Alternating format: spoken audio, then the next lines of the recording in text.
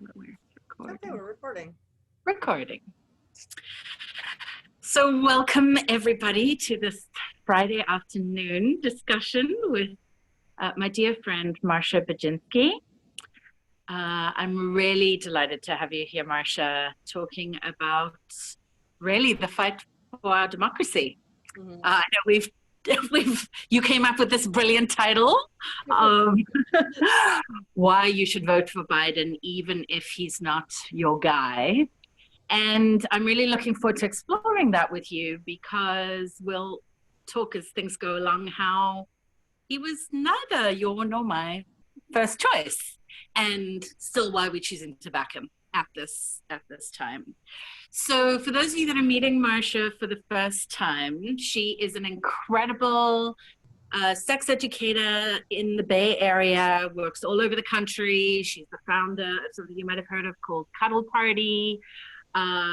She is one of the most intelligent sex educators that I know.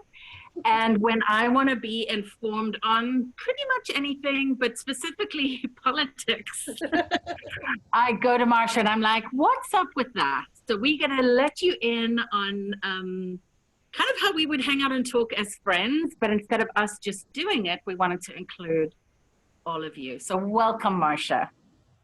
Glad to be here. Thanks for inviting me. So you do a lot of work in your regular, like your full-time job as, around consent, around, I don't want to say it for you. So just give us a little elevator pitch on what you do in the world. So my real thing is helping people figure out what it is they want and how to ask for it. And that is primarily in the realm of relationships and sexuality. I work with a lot of clients who are sort of exploring things a little bit off the beaten path, whether it's open relationships or kink or tantra or, same-sex relationships, or just kind of anything where maybe it doesn't seem like a real clear, straightforward path according to the scripts they might have learned growing up. And I'm also really, really passionate about consent and how we can basically build a more respectful world. And I will just say that for those of you who are not super familiar with consent work, it is a lot more than asking for permission. It's actually a really rich thing that we can do a conversation on another time. But the reason that's relevant to this conversation is that I have a clear vision of the world I want to be building. And so that intersects with politics a lot. And I think the other thing that's probably worth your folks knowing, Caroline, is that in addition to being, professionally a relationship and sexuality coach and communication coach, I am also a giant history nerd. And I love American history, especially like post-Civil War American history. So people will always be like, Marcia, what's going on with this thing? And like, I don't always know the answer, but I'm usually delighted to go do some research and find out. So Caroline does come to me and ask me a lot of questions, and it's fun. Right. And especially, I didn't learn very much American history, given that I didn't grow up here. And I'm living in the Bay Area, which is this big bubble, as you are now, but you've lived in New York and you grew up in Georgia. The South, in Georgia. Yeah. So I just find it very interesting that you are also able to draw from your knowledge of living and growing up in the South and still, so you know how to talk, like you told me you've got some friends from high school or whatever that you're still in touch with that have very different views to you. But I think it's really important to be able, like I've been watching some Fox News lately, just to actually see what's going on. Like I don't like to talk about others, but what is everybody else saying? Because if we just listen to our own news sources, we get a very one-sided and curated version of what the truth is. Totally. So I remember, and these days anything before the pandemic makes it hard for me to remember, but this was definitely pre-pandemic. And you and I were hanging out spontaneously in the Mission one evening. We went for dinner. And I remember walking past these beautiful, it didn't even look like the Mission anymore, very gentrified. Now it's all changing. Used to be a predominantly Latinx community. And I was asking you, I was like, is it rude to ask you who you're going to vote for, even though we're pretty good friends. Mhm. It's like, is it okay to ask you? And you're like, well, that can be a really personal question. Mhm. And I think you know this, but some of the viewers may not know. I have lived in the Bay Area 15 years, and I naturalized as an American citizen so that I could vote in this election. Mhm. And at the time you were talking to me, I mean, both of us were supporting candidates that are not ones we can choose Mhm. in this election. And I was just so interested in what you have to say. So part of why I got excited when I approached you to do this was I also need to be convinced. I'm voting blue regardless, because I think my personal view is that not doing that is going to cause more problems. But I'm really looking forward to hearing about why we need to vote for Biden or Yeah. Biden Harris, even if it isn't our first choice, which it isn't for many people. Yeah, and I think it's safe to say that Harris was neither of our first choices either. So we got two people who were not my choice, and I have some significant policy disagreements with both of them, and I am voting for them, wholeheartedly voting for them. And there's a few reasons why, and I think it's interesting, right? Because you mentioned people that I'm friends with from high school. I have a dear friend who, we tend to stay in touch around major news things and hurricanes and things like that, checking in on each other's families. And he is, career military, Roman Catholic, independent voter, but leans conservative. And he voted early, and he texted me and said, I voted for Biden, and I didn't vote for Biden. I voted to fire Trump. And his whole thing was, this is unacceptable. And he's got the military background, and his concerns were around essentially national security, which he's quite knowledgeable about to a degree that I am not, to a degree most of us are not, in fact. But his whole thing was he's unfit as commander in chief, and he really doesn't like Biden.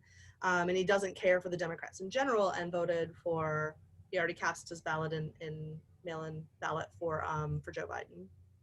So, I really understand that perspective, and I see a lot of independents. I see a lot of conservatives even back, from folks back where I'm from, who are they are either abstaining from voting, or they are voting for Biden instead of Trump. And I would make the case that actually, if you want to actually fire Trump, you vote for Biden. And because we have to, and then this leads to my second point, so you can either vote for him because you're not voting for him, you're just voting to fire Trump, and you want to make it crystal clear that that's what you're doing. The second reason that we're a lot of people, especially those of us who lean a little more left, or very, very left, or progressive, and are really some folks are really having a hard time with the degree to which the Biden-Harris campaign is really actively appealing to disaffected Republicans rather than reaching out to the left wing of the party. And I really struggled with that at first. I was like, look, you got to look at the movement that Bernie Sanders had. You got to look at the movement that Elizabeth Warren had. There's some very strong movement in the Democratic Party. And if we lived in any other country where there are multiple parties, if the Constitution was written differently, we might have that. But structurally, it's challenging to have that here, which is a whole other conversation.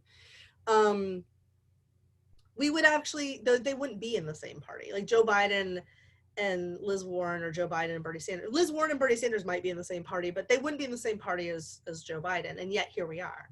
And the Biden-Harris campaign has specifically made a point to appeal to, instead of appealing to the left, to appeal to the center, and even a little to the right. And I really had a hard time with that. Are you there? You're frozen. I'm going to assume you will come back. But here's the thing, right? This is a tactical issue. Oh, you really are frozen. Okay. I'll pause. Okay, so we fixed our text issue. So the thing I was saying is that for a lot of us on the left progressive side, it's been really challenging watching the Biden-Harris campaign really aim their attention at the Republicans that are disaffected with Trump rather than leaning into the left wing of their party, because there are so many of us on the left side who really want to see more progressive policies be put in place. And I understand that disaffection. And also, this is real politic, y'all. Like, we are in a position right now where to a degree that I've never encountered in my engagement with politics, both directly and studying, historically, we have someone who's like literally, threatening the very foundational agreements of how this country is supposed to work and threatening a dictatorship. So, to some degree, I'm like, okay, we're going to have some real problems. But as a friend of mine put it, those are February problems. We're going to deal with those problems in February. Like, we're going to get Biden and Harris in office, and then we're going to start really pushing the party to move leftward. And is that going to be easy or fun? Probably not. But do we have a better option right now? I don't actually think we do. And so I'd be open to hearing ideas, but we're 30-something days away from the election, less than that. And we're 20-something days away from the election. Oh my God. And I know. Scary, right? I'm going to be sitting tonight literally going, I got this in the mail yesterday, and we're going to come back around to it, but yeah. I'm going to be figuring out my vote to get it out as soon as possible. We're going to talk about that in a minute. So yeah, I mean, is it disheartening, disenchanting, off-putting, revolting, choose your word, to see this happening if you are more on the left side? Yes. And is there a better option? At this point, there is not a better option. Okay, so then why don't we just cast protest votes? Caroline and I live in California. We could just throw a protest vote. California is going to go Democrat. It usually does. That seems like a reliable thing.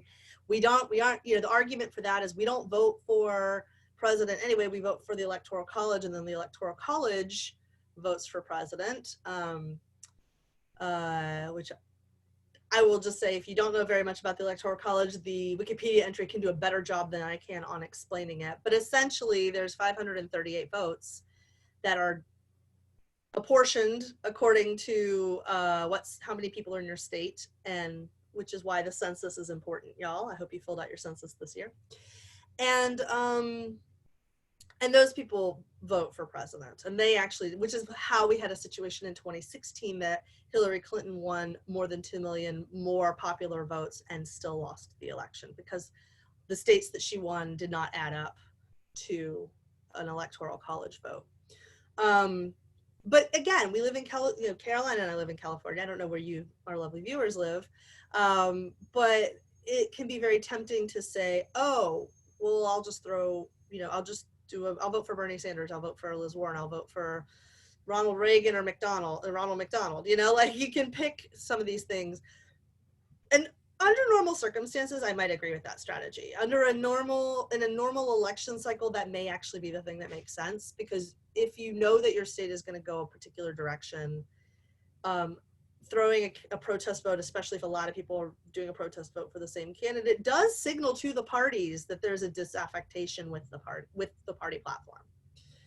However, you use the word normal here. This is not a normal election. And what we need to do in this particular election, and this is actually at the core of why I will vote blue no matter who, is that we have to show, given the ways that Donald Trump and his people, but especially he, have indicated that they don't intend to respect the results of the election, there needs to be an overwhelming show of preference for not Trump, and it needs to be for the same not Trump. It's not enough to just be like, hey, I got 42% of the vote, because he could do this, right? He could get 42% of the vote, and there's enough scattered protest votes that wins him the election, and we cannot have that happen this time. So if you really want to see Trump get fired, especially if you're in a swing state, but also if you're in states like California, your best bet in this particular election is to vote for the Biden-Harris ticket. And I guess I would say that sort of one more sort of misnomer, misunderstanding about how the voting for president works is that a lot of people think they're picking a team, or they think that they are, by voting for somebody, they're pledging their loyalty, which is a very Trumpian nightmare landscape. It's very totalitarian, and that is not the case in a democracy. In a democracy, oh, we lost Caroline again. Let's pause and wait for her to come back. All right, and we're back again. Yes. Yeah, so the point I was making is that there's this misapprehension or misunderstanding that by voting for somebody, we're pledging loyalty to them. And that is not the case in a democracy. That is the case in a dictatorship.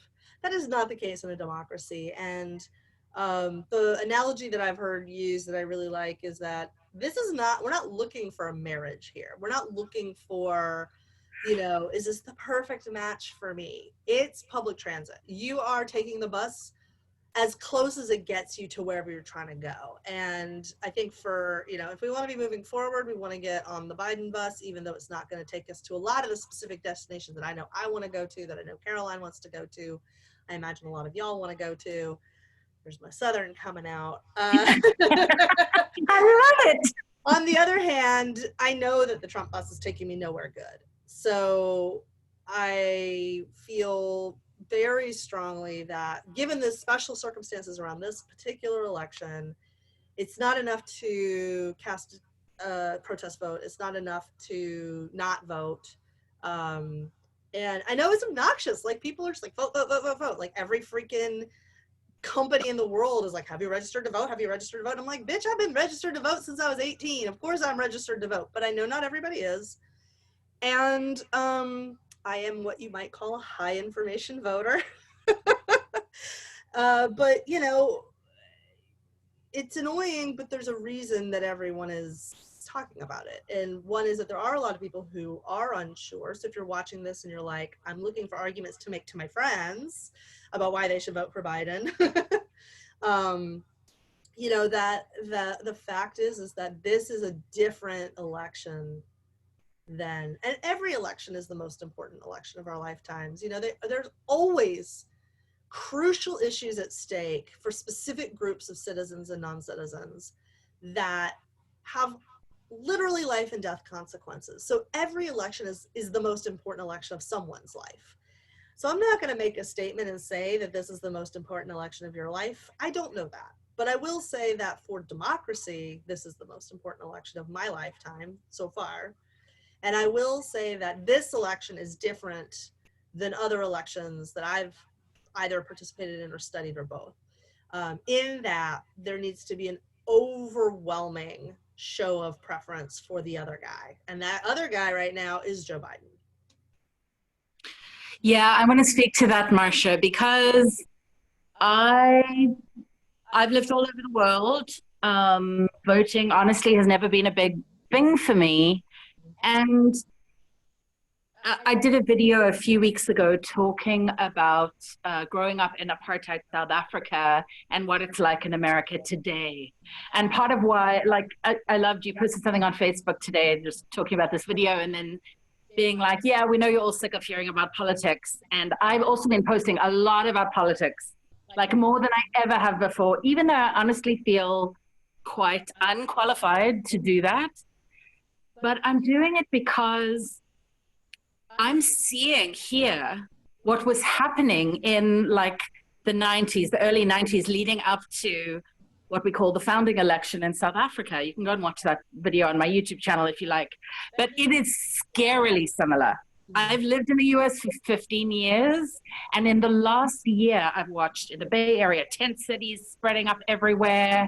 I mean, I've lost my health insurance in this pandemic, and we're going to talk about the debate in a bit, but I watched Kamala Harris, in the debate, looking dead in the camera and being like, if you have a pre-existing condition, you have to vote blue. And of course she wants the vote, but Trump It's is in the true. courts right now trying to get rid of our rights. And already my rights have been eroded. And we have a global pandemic where we're raging. Yeah. I mean, it's kind of insane. It's very scary to have the potential to lose health insurance when we might need it most. So Yes. just appealing to people, because I do have a lot of liberal friends that are like, we're Bernie all the way. And that's who I would have voted for. That's who I wrote in the primaries. Is that what you told me? Was Yeah, they're called the when I voted? primaries. Thank you. I'm like that clueless about America, the whole way all of this works.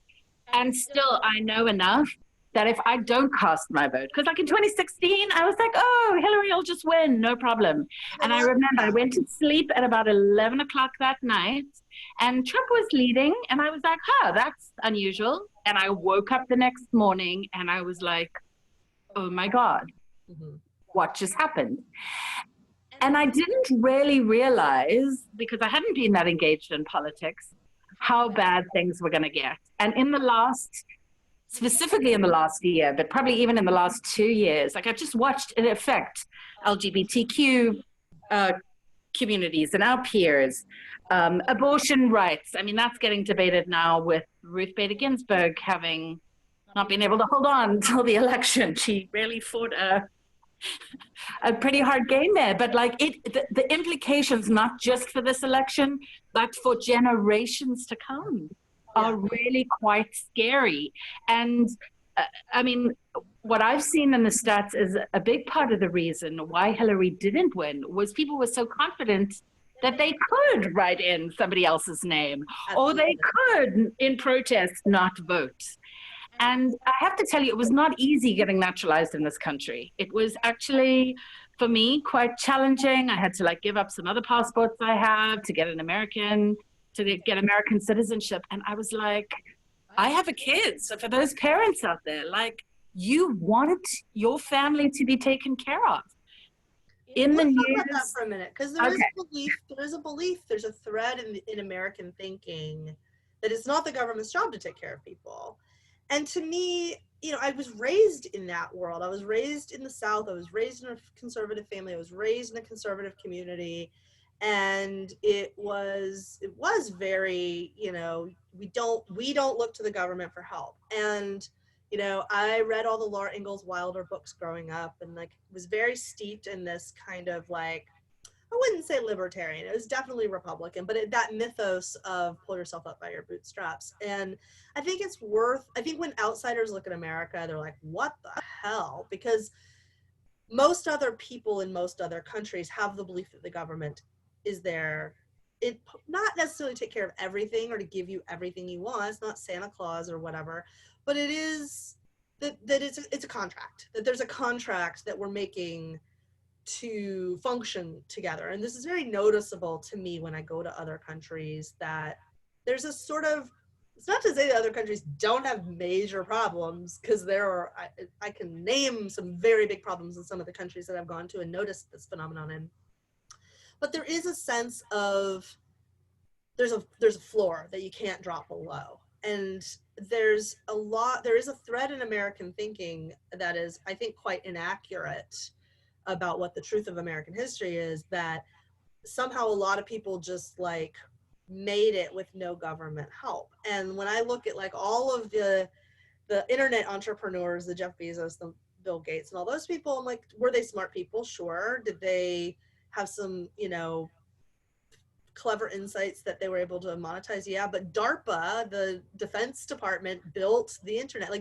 That was a government project. It started off as governments and universities. And, when I look at the pioneers in America, it's like, well, wait a minute, who went in and cleared out the land, because there were people living there, for the settlers to go in and, pioneer the West? And it's like, wait, the US Army went in and fought a war, a bunch of people who had been living there for tens of thousands of years, and then built a railroad to make it accessible, and set up contracts where you could just go and the US government would defend your claim to the land. So that's not doing it on your own. And I think that,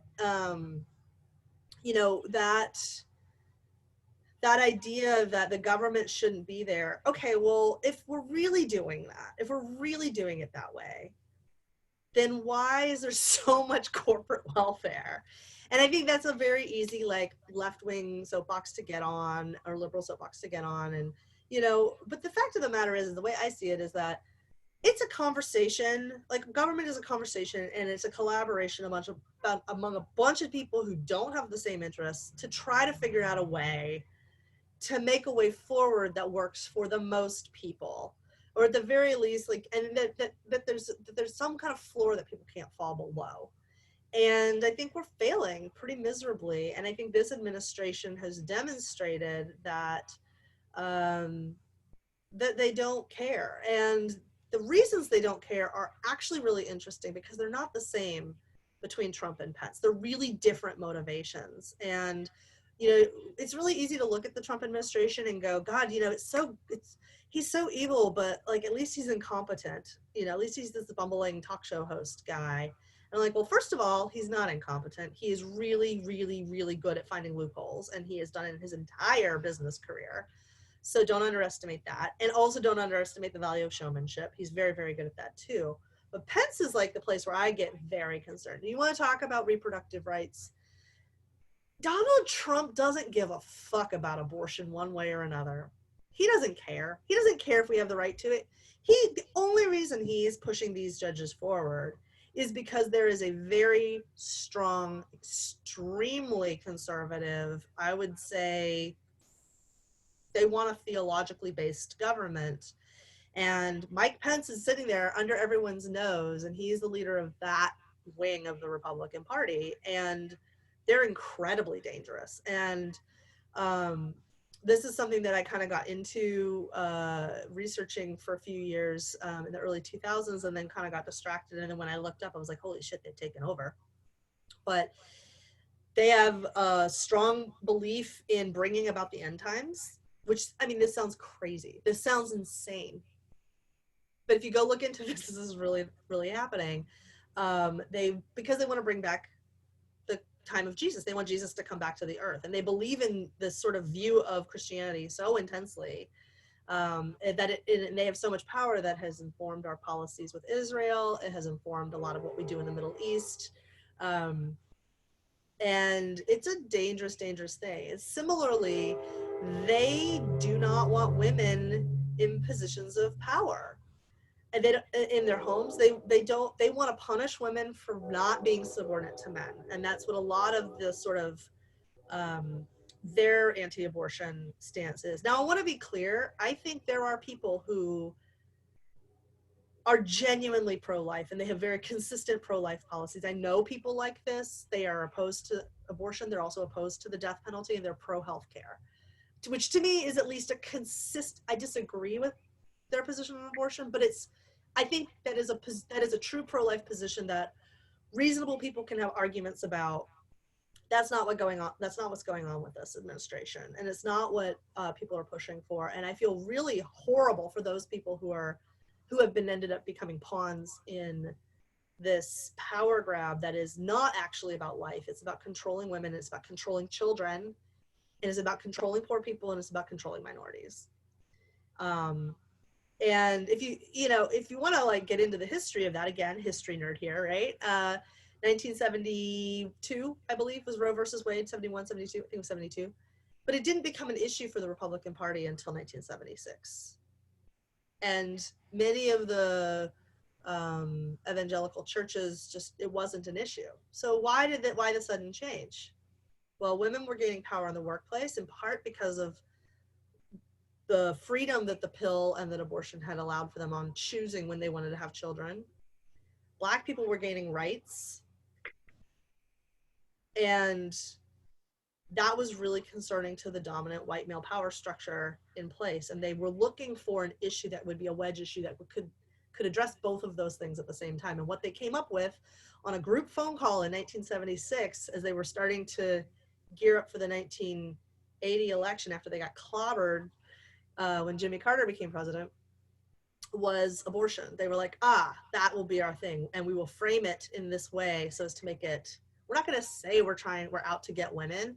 We're going to say we're pro-life. And that's one thing they've always been very good at, is messaging. So anyway, the reason I bring this all up is that the history is really important for understanding Mike Pence. And Mike Pence, in some ways, to me, is a bigger evil than Donald Trump, because Donald Trump and Mike Pence, I don't think they care very much about the issues that the other one cares about. It is a deal made with the devil on both sides, and they are working together. Trump's enriching himself. He's in debt to the tune of so much money, but Pence is pushing forward an agenda that is really the agenda that I think is some of the most dangerous stuff. And they're willing to work together.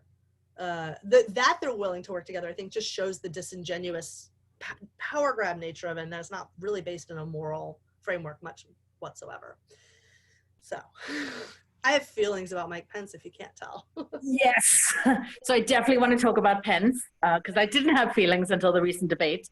But I want to jump back and just touch on abortion, because I can share from a very personal perspective. So I am a vegetarian. I've been a vegetarian, I think, for 18 years or something. I mean, I don't even kill animals to eat them.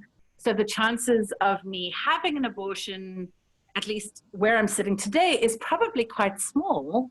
But I'm still really pro-choice, because when I got pregnant with my son, who's now almost 14, he was a big surprise, right? And it wasn't because I was irresponsible. I had an IUD, and my ex-husband had slow swimmers. Like, it was really quite a miracle, but I'd always wanted to have a baby, and my life wasn't all geared up and set up for it. But I already knew that I was a yes. But what that moment taught me, when I found out I was actually having universal health care, because I was on a visa run to London, and I went in just to get some regular tests done, and I said, oh, I may as well get tested. I'm kind of late on my period, right? And I could get free testing there.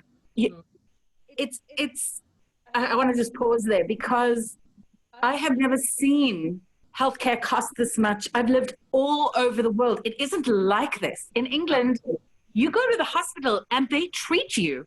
Even, I got a British passport because of my dad, but even before that, I could go to the hospital and get x-rays and see 2 doctors and get meds, all for like $20 or something. Like, you didn't worry about the cost. And even now I'm like, like, you've got to think before you go and invest and go, right? And that's ridiculous. Like, from a public health perspective, is one of the most short-sighted things I think that we've ever come up with. Like, it is just so nonsensical to have a public policy that encourages people to stay sick.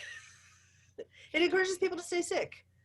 yeah. And it creates a real disparate experience between the haves and the have-nots around access to that, and expanding healthcare. I mean, it's never going to be perfect. I went through a lot of really intense healthcare stuff last year with my mom, who passed last year, and she had very good insurance. She had very good secondary insurance, and we still were staring down the barrel of, after months and months and months and months in the hospital, we were staring down the barrel of, like, there isn't of running out of money. And the thing is like, there is no system that is going to be perfect where money won't run out, but there's basic preventative care that could be available, and we just don't do it. And that a lot of organizations have to, like, nonprofits have to spring up to kind of cover the gap. Right, or people, you see it all the time, people running GoFundMes, even with the fires we've been having on the West Coast. Again, I'm on unemployment, and I've donated to some friends because they've lost everything, and the government is not stepping in to help them. Now, growing up in South Africa, we didn't have a ton of government support that just bailed you out. I'm very hardworking, but like, this pandemic has just taken people out. I mean, I'm an incredibly creative person. I'm driven and motivated. You're always trying to help me redefine what success even is, which is very helpful. But like, I can be a workaholic, and it's really not my fault right now. No, being able to work effectively. I know so many people. It's like this idea that, yeah, there's I want to get back onto the voting and the Biden thing, but like, I could get, because Caroline knows I can get real philosophical. Yeah. I want to come back to the abortion thing just for a second, and then to Pence. Just saying, Yeah. Even though in that moment I chose, because I burst into tears when I found out I was pregnant, and the nurse was like, "Are those happy tears, or are you wanting some, basically, did I want to terminate?" And I knew for sure I didn't want to terminate. But I don't believe we ever know what we're going to choose. Well, maybe there is a small percentage, but I don't think you know until you actually faced with that decision. And so I just want it to be an option. One of my coping strategies during the pandemic has been watching a show called Call the Midwives, which is set in the post Second World War London era. And they actually address this whole issue of backstreet abortions. And women die from that or become infertile from that because they didn't have an option. Still don't in many parts of the US and the world. It's not past tense. Yeah. It still happens. So and I want to just point out that Mike Pence is not just against abortion. He's outright cruel. When he was the governor of Indiana, he passed a bill that made women pay for the funerals of their miscarried fetuses, even when it was a natural miscarriage, which is just an appalling intrusion into an incredibly personal, not even medically induced, and also, by the way, extremely common phenomenon. 1 out of every 3 pregnancies ends in what they call a spontaneous abortion, which is actually a miscarriage. Right. And it's appalling to me that these people who don't really know anything about the medicine of it, even the term late-term abortion is not a medical term. And there were some blatant falsehoods about abortion up until the moment of birth. That is not a thing. And by the way, if you're worried about late-term abortions, only 1.3, I think, or 1.7, it's under 2% of all abortions happen in the 3rd trimester, and almost all of them are to save the mother's life, including a relative of mine who was in that situation. So it is not, I believe that reasonable people can disagree about abortion. I don't think that the lines are ever as bright and clear as what the politics would want us to think. I tend to agree with you, Caroline. A lot of us don't know what we will do. And we also know that the wives and mistresses and daughters of the rich white men in America who are in positions of political and economic power will always have access to safe abortion. It's just really about what do the rest of us have access to. So they're not actually going to ever be impacted by these choices. We are. And the cruelty and the disdain for the normal experiences, and I want to really emphasize that these are like normal experiences that women have that a lot of men know about and a lot of men have no idea. But they don't even, it's the lack of curiosity, the lack of concern, the lack of care, and the outright cruelty that Mike Pence in particular has shown around this issue is appalling to me as a sex educator. It's appalling to me as a person who cares about human beings. It's appalling to me as somebody who understands that the nuances of people's sex lives are wildly different from person to person.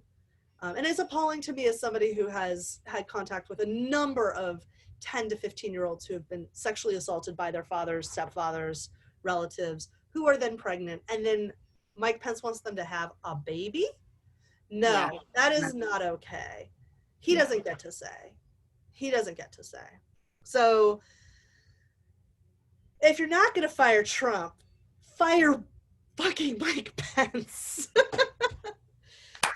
Well, it's really interesting. I love your passion, Marcia, and we like not holding back. I'm really appreciating how I know how passionate you are, and I've finally got on the bandwagon and got passionate about voting as well. But I've been watching the presidential debate and then the VP debate the other night, and I hadn't honestly paid a lot of attention to Pence. A lot of people had said he was more dangerous. I was aghast at what I saw on the stage because he looked, aside from bullying Kamala, like that was appalling and mansplaining all over the place. But aside from that, he looks normal. He doesn't have his fake tan on.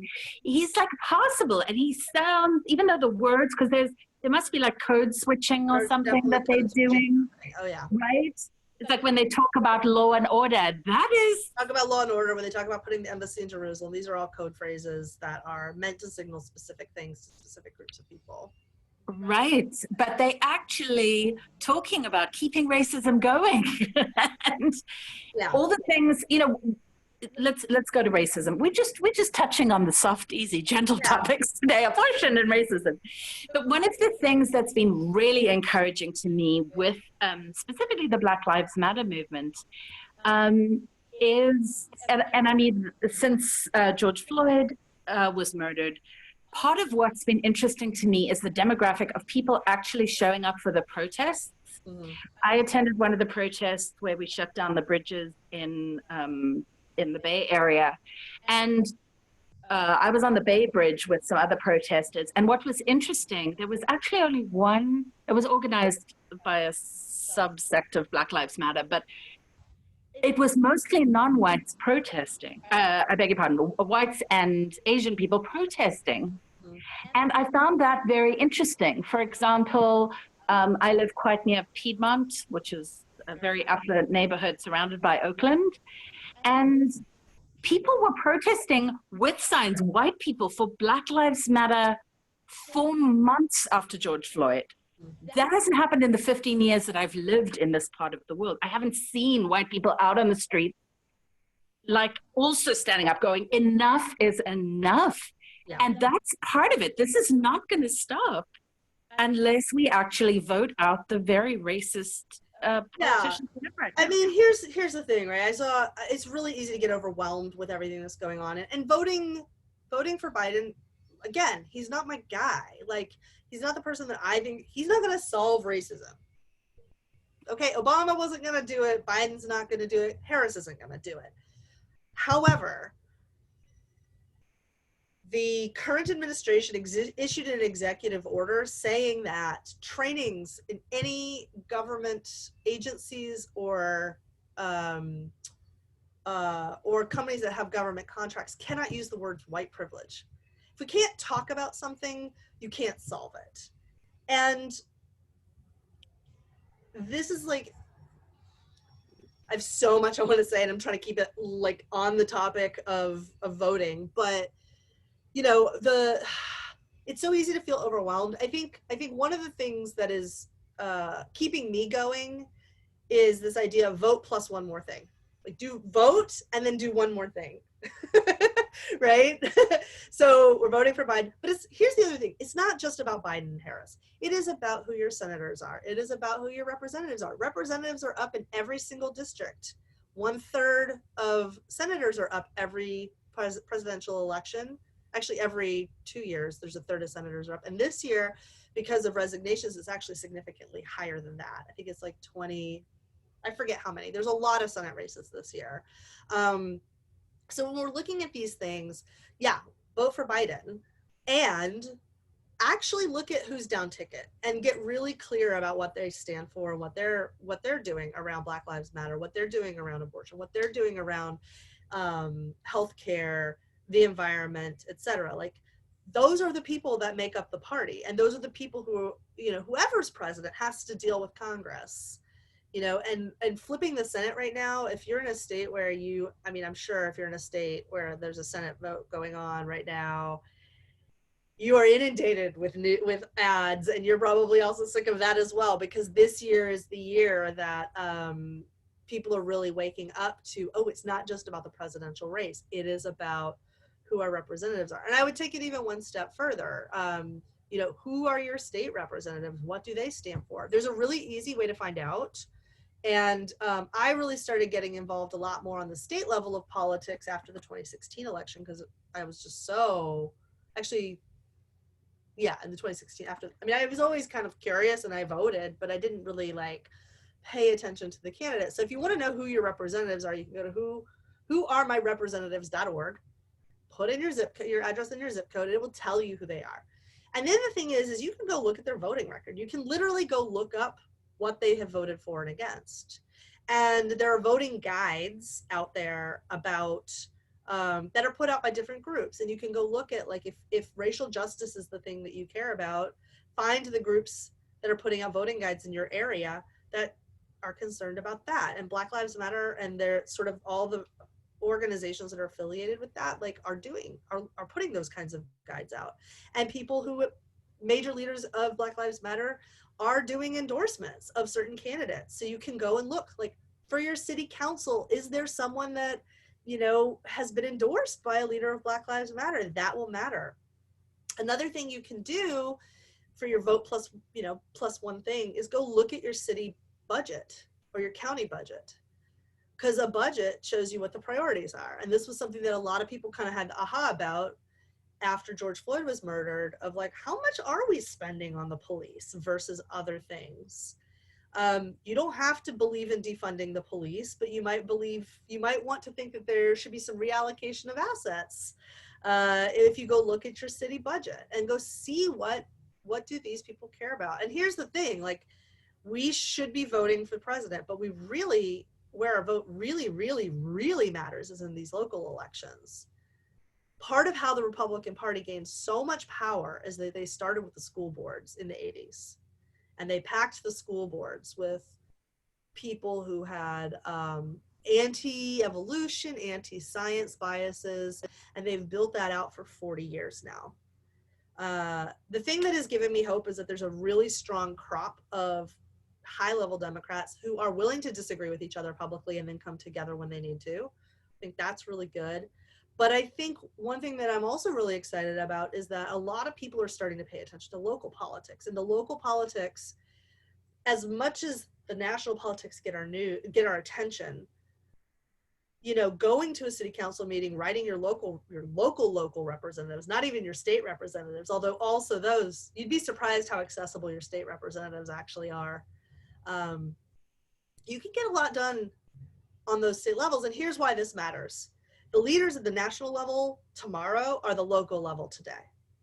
So if you get in there and you, like, it doesn't have to be that big of a deal. I hosted a get to know you neighborhood party for a candidate in 2016, no, in 2018, 2017 for the 2018 election. And, you know, she knows who I am now and she's my state representative. So if I have an issue, I can message her and she knows to pay attention to me because I had her in my living room one time. You know, it's not that hard when you actually like dig into it to start paying attention to some of the state stuff. And if you don't have to care about every issue, you can pick the issues that you care about. It could be racial justice, it could be reproductive rights, it could be the environment. I think all of those are really good ones. You know, the issue of taxes for me is less like, I mean, of course I care how much the taxes are, but where are the taxes going? What are they going for? You know, what exactly are, like, where exactly is this money going? And there's a budget every year. You can just go look it up. And, you know, if you're nerdy about numbers, which I am not, you might really enjoy that.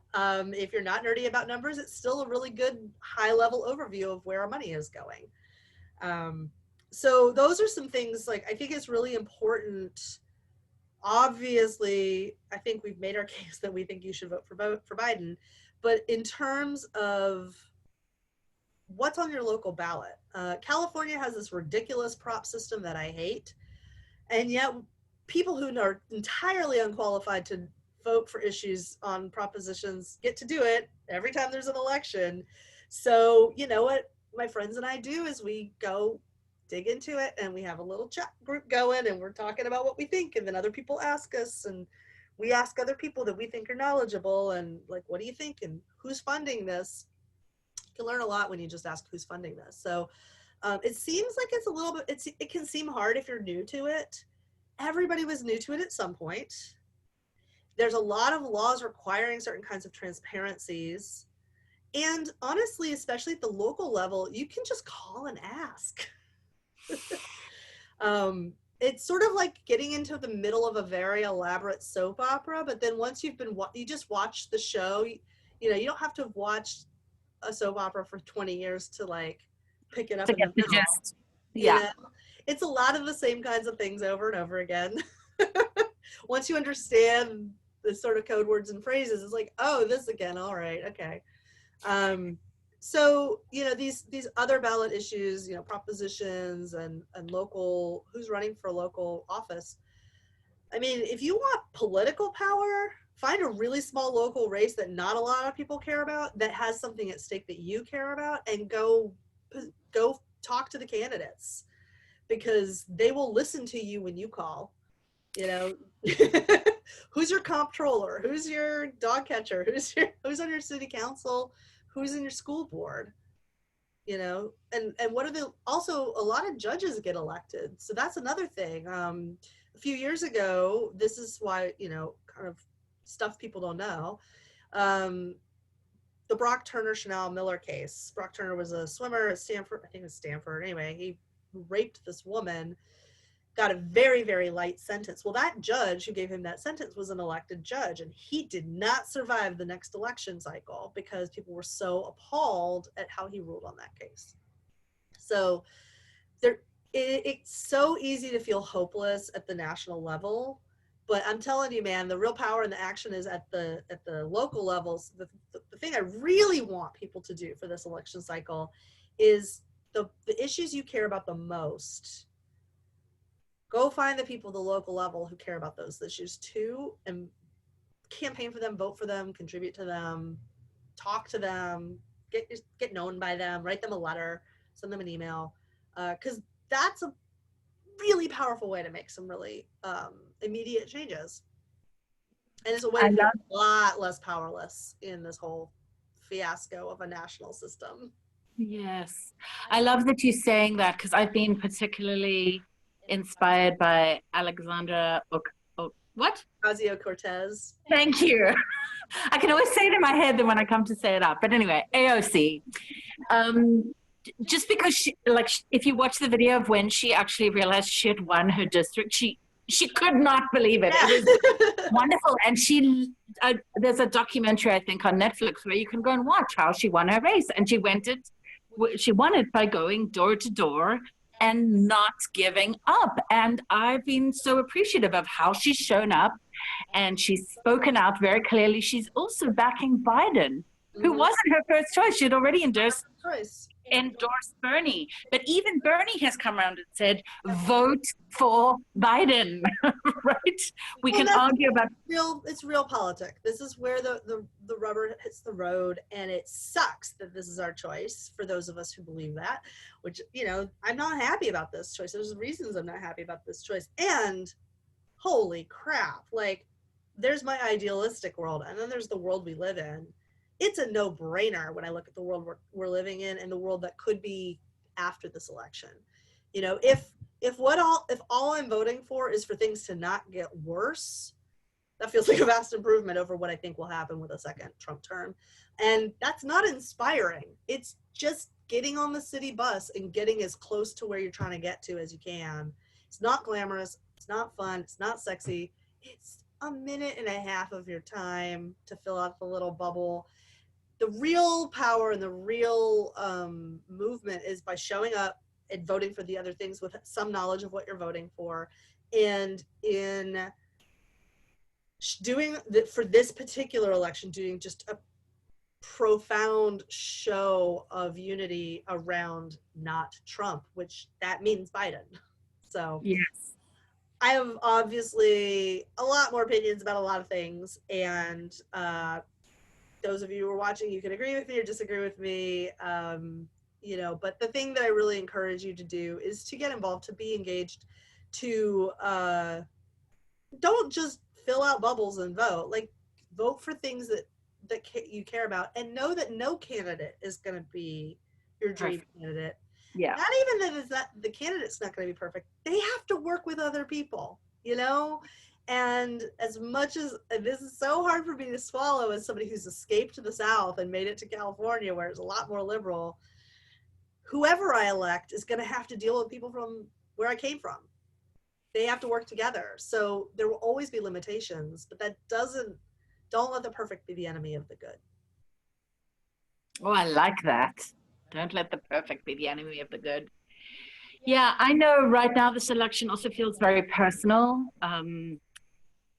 Personal to my family because of what's been happening about the lack of messaging for a while. I think it actually came up in a conversation with you, part of why I'm enjoying talking with you about this today. But the lack of messaging has been so unclear that I literally think it's left people confused, or I should say, initially, the lack of messaging.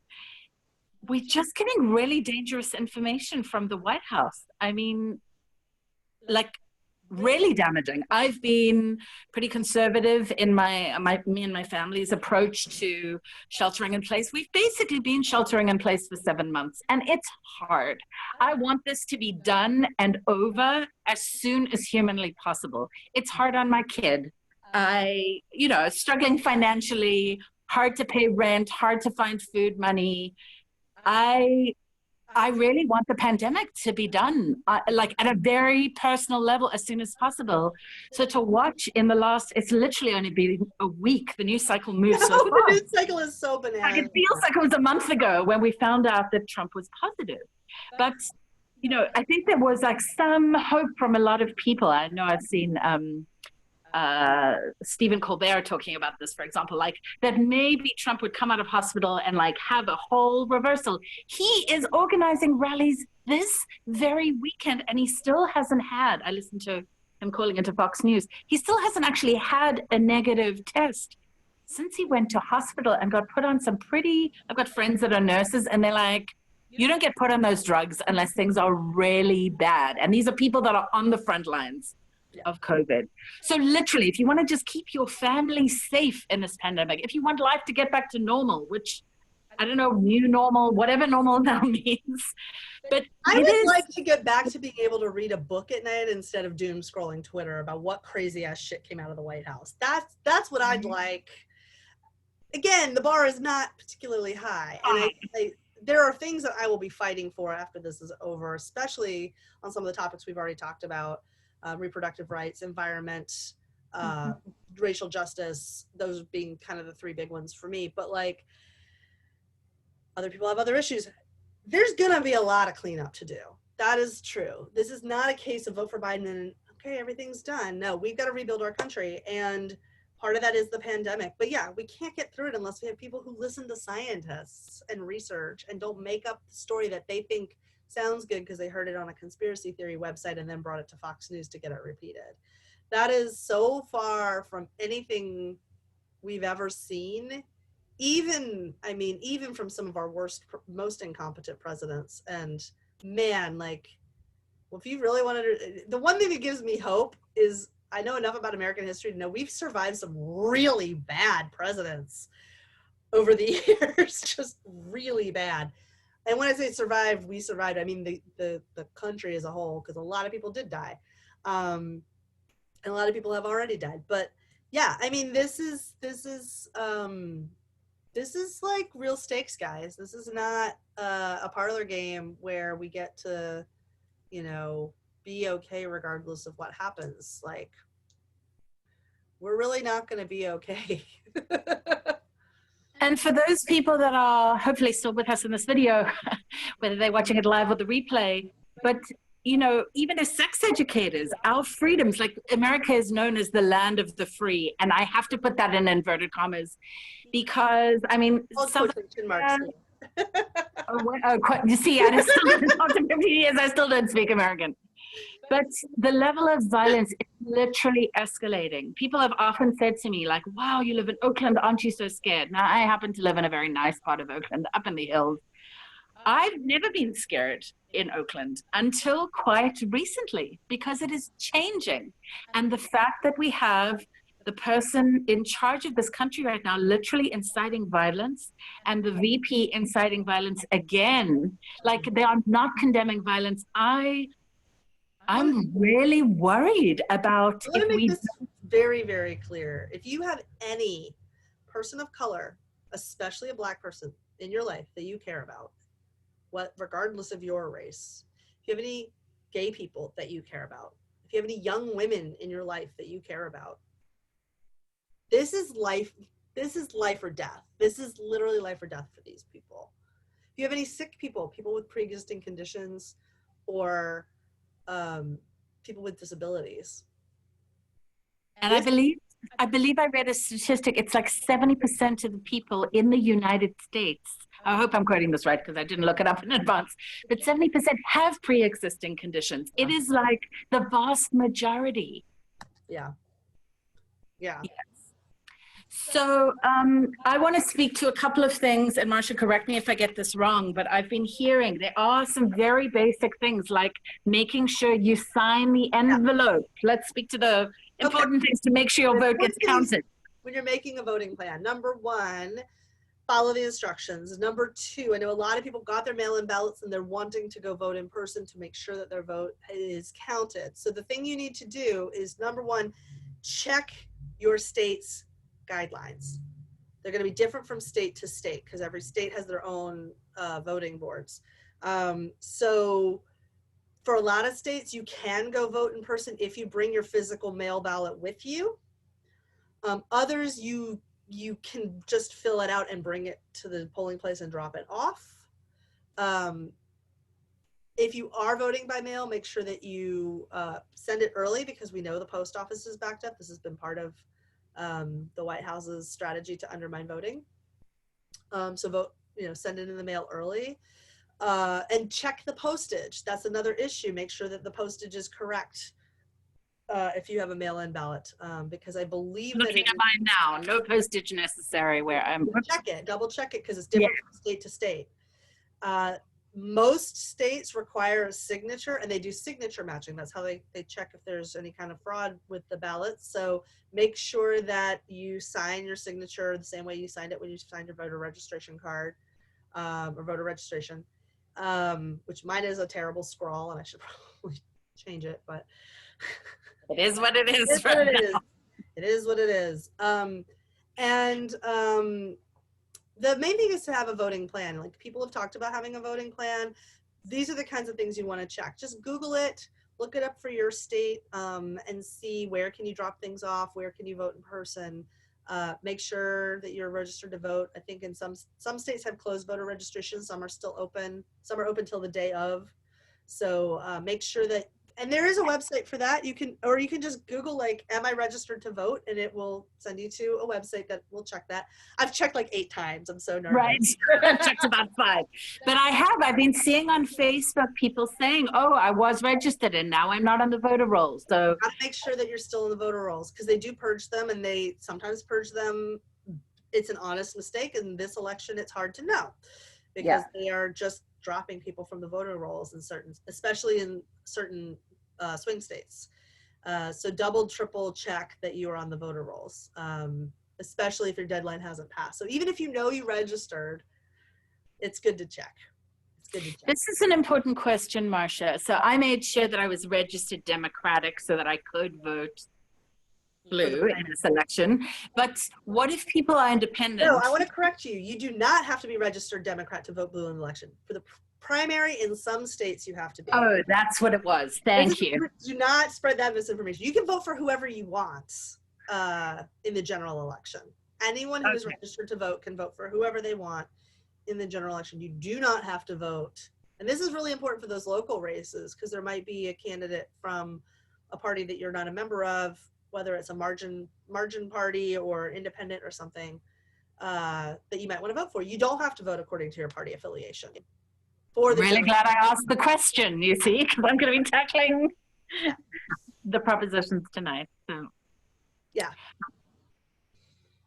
I am very grateful that you spent this time coming on to share your passion. I love it that, we weren't all prim and proper. It was just like you and I having a conversation that we let others in on. But I was looking around a few months ago and I was watching, musicians write music for Black Lives Matter. And I was watching, for years I've been watching people do things for the environment and whatever. This was one of the things I felt like we could do as sex educators to get on and be like, we've got to take this seriously because our freedom, this country right now feels like a police state. I've come from apartheid South Africa and I have never seen police like army and even beyond police, militia. I was literally in Germany in October last year and I went to the Stasi Museum, which is the museum of the state secret police. Let me tell you, it was eye-opening to see the stuff that they were doing and to see how similar some of it is to what's happening right now. It's Right. really scary. It's really scary. And, you know, I had a major focus. My minor was in history, and my major area of focus was like World War II and post World War II, America and German history. And I'm the last person to just call Nazi on something. Like, that kind of stuff makes me crazy, except it's literally Nazis. It's literally people who want a white supremacist state. They want to purge. They want to purge people. They want to get rid of people, and they are implementing policies. Don't even get me started on Stephen Miller. They're implementing policies that they have literally borrowed from Nazi Germany, who, to be fair, they borrowed them from us first, because we were doing it to the Native Americans and Black folks in this country. But they're modernizing it, and it is deeply. It's so easy to feel like that's hyperbole, and of course there are ways that it's different. And if you pay attention to what's going on, it's extremely, extremely concerning how similar, you know, you're talking about South Africa.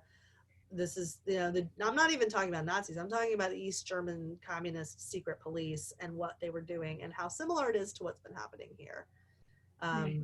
We have a big problem with this, and we need to do something about it. And voting is only one thing. So vote plus one more thing. Vote for Biden. Vote for your local people, but vote, and then do one more thing. Marsha, I'm so grateful you came on to share your passion and your excitement about democracy and how we can actually help people to have their voices heard, like you referenced in the local elections, even more so than in the big tickets. Yeah, no, those local, man, I'm about it. Form those relationships, get to know those people, look at your local budgets. There's so much you can do at that level just by pushing. Right. And following organizations you already follow, they are giving out voter guidelines. So yeah. That's also an easier way, because it can be a little overwhelming and intimidating. It's super overwhelming, and it's so much easier if you have people that you're like, these people are people who believe the things I believe. They're on the ground. They're doing the work. This is who they recommend. You know, you might want to do a double check on it, but even if you don't feel confident with that, that's okay. Just trust the people who are working towards what you want to work, not just the ads or the sound bites. Pay attention to the people who are doing the work that you believe in. Well, thank you for fighting for our democracy in this in this video today. And for those of you that want to go and learn more from Marsha, she is amazing. I learn a ton from her frequently. And your website, Marsha, is? AskingForWhatYouWant.com. So you can come check me out at AskingForWhatYouWant.com. I got a bunch of free stuff. Very little of it is politically related. Right? We're like very specifically making this political. Yeah. And then our work, I mean, it's political in its own way, right? Because we are standing up for freedom for people and for self-expression and for being empowered in who you are as an individual. Yeah. So in that way, it's political. But I would say art and pleasure are the antithesis of totalitarianism. And the more art and pleasure we bring into the world, the better we're doing. So that's what I'm certainly about. I know Caroline's about the pleasure. Let's make it happen. All right, Marsha, thank you again so much. And we look forward to having you on perhaps another time once all the madness is over. One can hope and dream. And if the madness never ends, I'll come back anyway. Well, let's aim for something a little bit calmer soon. Yes. Yeah. Yes, that would be awesome. Okay, let's